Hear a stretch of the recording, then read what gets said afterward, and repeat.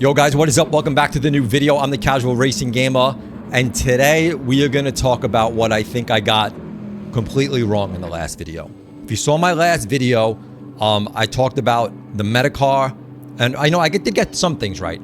I talked about moving down. I moved down from an A to a B, and in my last video I talked about how awesome that is to move down, and there's so many advantages you can take by moving down. You can take wins, you can take good finishes, and by the end of that video I was back to an A. Well, in this video, since being an A, I went back down to a B one more time, and I was excited again because I got a chance to take some more wins. This is race 3 of me going back to a B rated driver. I took pole in all 3. The first finish I came in 5th. Second finish, I took another win, so that was another win under my belt. And this is the 3rd race back down to a B, and I had pole again, and this is actually an awesome race. So the one thing I did get right was moving down a level is not a bad thing. It's a good thing. It's a good time for you to take good finishes. So that's one thing I got right. So I'm happy about that. Also, a lot of people ask, is A lobbies better drivers and cleaner drivers than lower levels? And I'm here to say not necessarily. So all you guys who have that question, it's just as you could just have good races, you have bad races like anything else. I think I have probably some of the best races in upper B level. But that's just me. You know, your races can vary and it's always going to change. But what did I get wrong? So I said in my last video, and I want you guys to let me know in the comments if you agree with me or disagree, but I said in the last video that I usually don't go with the metac, and I generally just am concerned about, and there you see, I lost P1 over there, and then P2 took that way too strong, way too hard, overdrove it, and I took P1 back again. So definitely don't overdrive, guys. Make sure you're not overdriving and getting too excited, especially when you take over the lead. I just knew that car was going to overdrive it, and I'm basically underdriving, so I don't run over or overrun where I need to make my turn. But getting back to the metac, I said I generally drive cars that I like, cars that I'm safe driving, and I usually stick with the same cars for Group 3 and Group 4. I don't look at the metac. I look at the cars that I am comfortable driving, that I'm used to driving, that I can handle well. If it's the metac and it ends up being the metac, that's great. If not, I usually just stick with the car anyway because I like driving the car. I know how to change gears. I'm comfortable. Obviously, I'm always racing in VR, and I'm comfortable in VR sitting in the car because every car is going to feel differently to you. So different cars will feel differently and will make it harder for you to drive if you're in VR as opposed to running on a flat screen. Well, here was my issue with this race. I was driving the Porsche, and what was happening on the straights was no matter how much of a lead I had in front of the cars behind me, the Ford GT and other cars were just able to catch up to me. Like, no matter how big my lead was, the car just couldn't handle the straights like the other cars were handling it. They just always blew by me, and I was getting really, really frustrated. And I'm like, do I stick with the Porsche and just live with it this week because, you know, I said that's what I do, or do I suck it up and say, let me try out the Ford GT?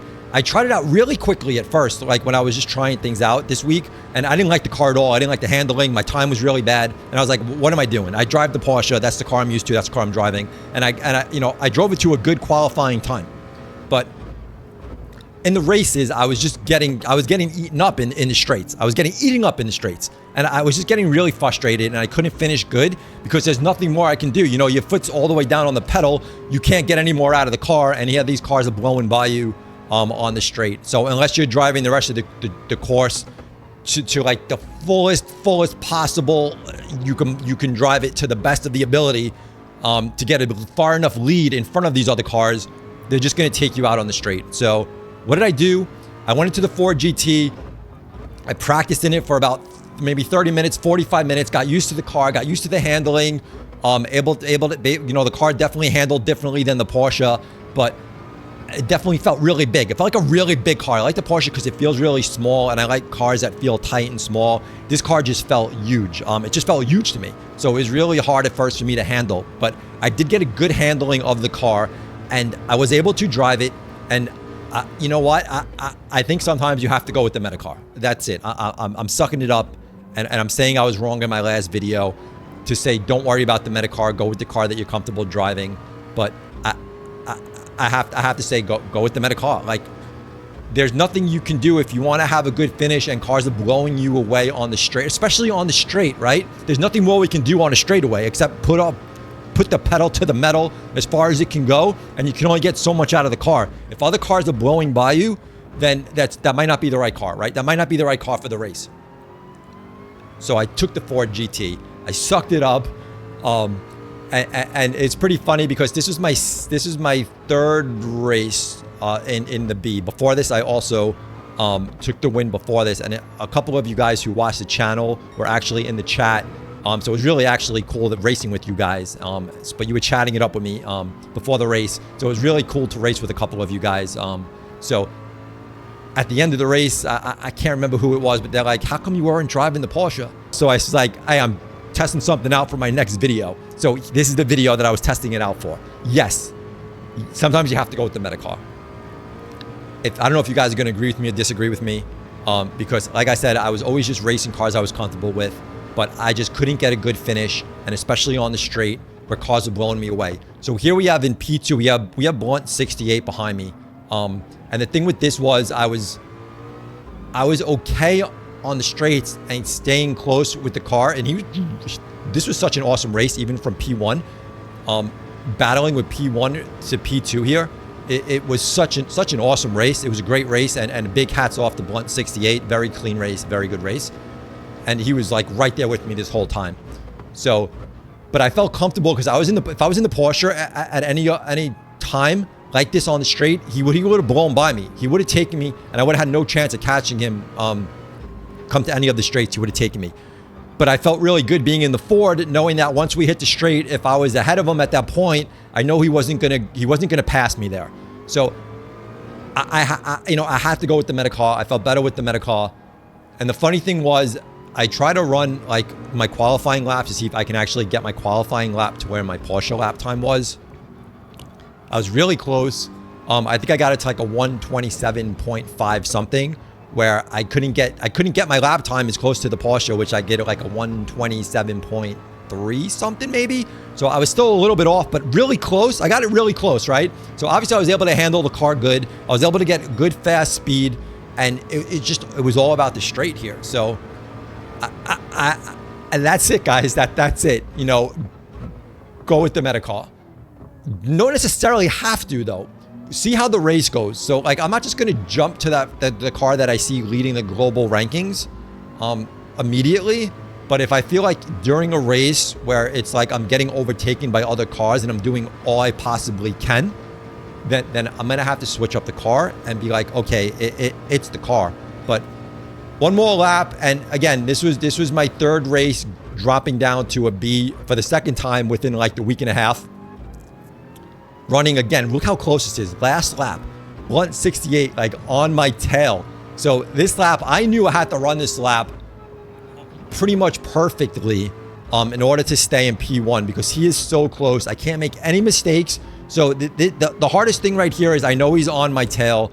I don't want to make a mistake. So if it comes to the point of we're going side by side or risking an incident, I might give it up here and take a P2 because I don't want to get knocked out and take a worse finish than a P1 or a P2. So a lot going through my mind here, finishing up this race. Again, last lap, very exciting, good stuff. Coming into the straight, I felt good because I was in the Ford. If I was in the Porsche at any point on the straight with a car that close to me who was driving the Ford behind me or some of the other cars, they would have definitely overtaken me here. So last turn, I knew I had to really be careful here. Don't overdrive it. Don't understeer. Don't oversteer. A little wiggle there. Got really nervous because of that little wiggle I gave up there. I was a little afraid that he was going to be able to overtake me. So right now I'm driving in my rear view mirror, right? Because I'm gonna have to really defend right here and see what line he's gonna take because I cannot let him pass me. But he got right to my bumper, and luckily I did take P1. So the one thing I got right in the last video, and I 100% I'm going to say it, don't be afraid to fall back from an A to a B. Because this round, I took a P5, I took a P1 and a P1. So I put 2 wins under my belt, falling back to a high level B. And within 3 races, I was back to an A again. So I don't mind getting thrown back to a B and taking wins. I love putting wins under my belt. I love seeing that on my record. So that was definitely an awesome thing. So again, 3 races back to an A again, and then we'll see how A goes. See if we can hang in there a little bit longer this time and see what happens. But guys, I'd love to hear your comment about it. Metacar, not the Metacar. Stick with what you're used to.